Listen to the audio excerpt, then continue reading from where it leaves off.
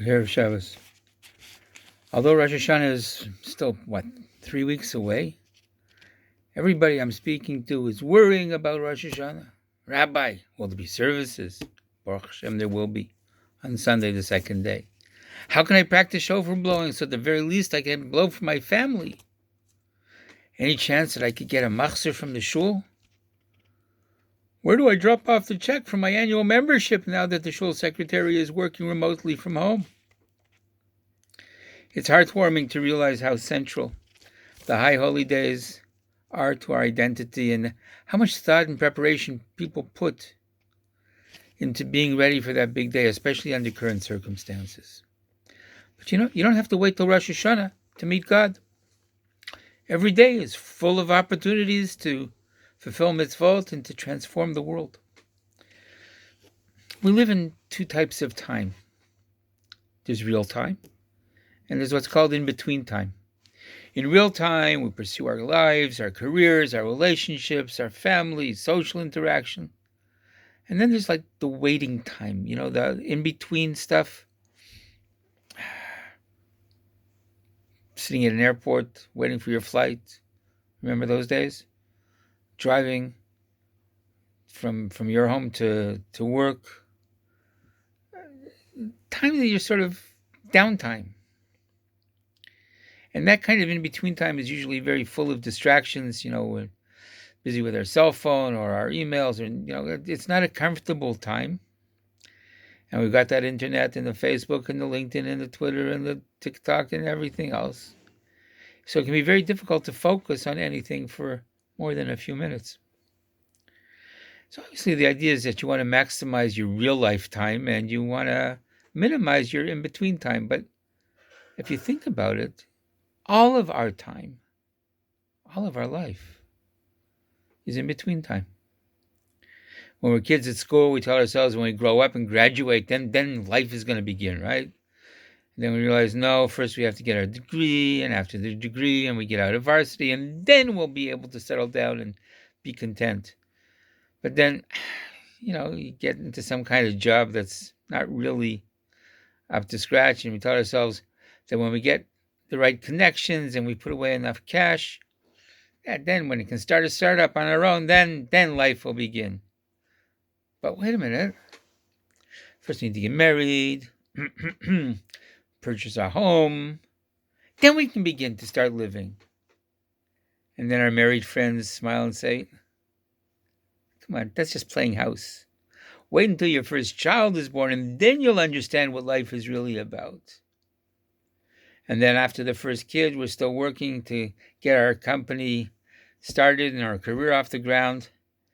And when that's achieved, you realize that the really serious plans will have to wait until the kids have grown up a bit and are on their own. And then it's just a matter of getting through those years left until retirement so we can get down to business and we can chase our dream. By the time you actually want to get down to that business, your kids are calling you an old man. And you notice that every step along the way, there's also something incomplete. There's some therapy for something, or there's some anxiety about some problem, or we got a back pain, or we got a stomach ache, or we're overweight, or this, that, or the other. So when do you stop? When do you stop and say, that's it? There's no more preparing for a living.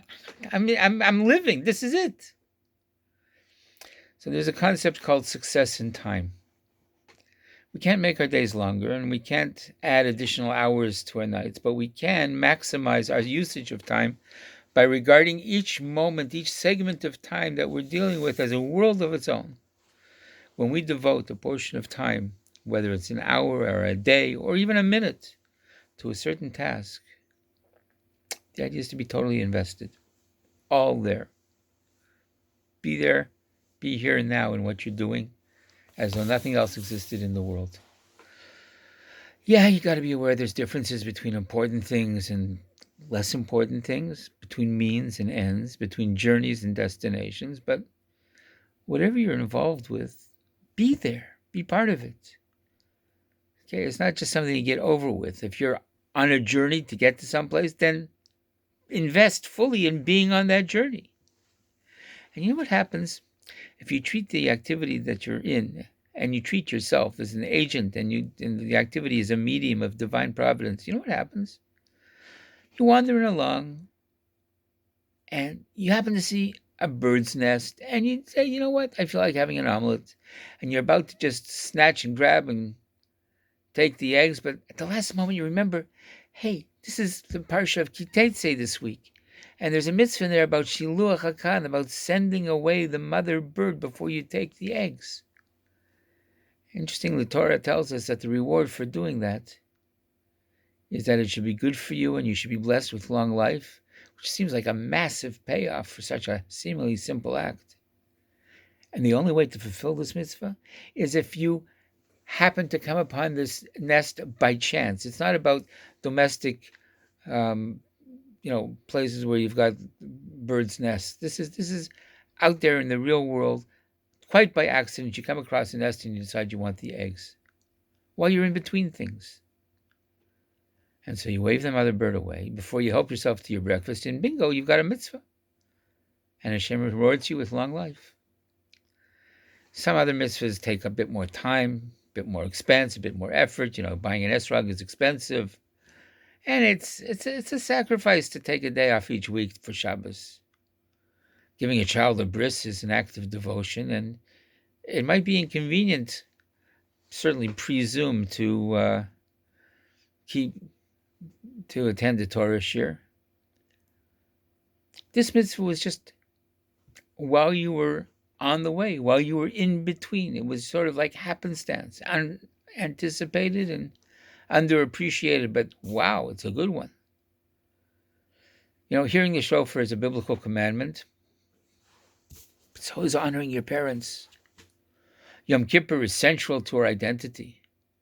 But every time you drop a coin in a charity box, you're transforming the life of someone less well off than you. When you say Shema in the morning and the evening, you're proclaiming Hashem as King of the universe. So I'm not saying that the big mitzvahs aren't big mitzvahs and the big days aren't big days. But one of the lessons of Shiluach HaKan, of the sending away the mother bird, is to always be on the lookout while you're in this in-between time for the chance to acknowledge God's presence. You let somebody cut in front of you on the highway as you're driving along. It's a great mitzvah of loving kindness. And when you next can, you happen to attend shul on an unexpected and perhaps random basis. And it'll bring holiness into your life. And when you choose to buy the kosher meat instead of the non-kosher meat, you're signing up your family on God's specialized diet plan. So you don't have to wait until Rosh Hashanah to connect to God. And lighting the Shabbos candles tonight is just as valuable as doing it on Erev Yom Kippur. There are so many mitzvah opportunities waiting for you on every step of your road, every moment of your time. Each is another occasion to acquire Hashem's eternal reward of a long life, please God, filled with happiness. Shabbat Shalom, Shana Tova Matuka.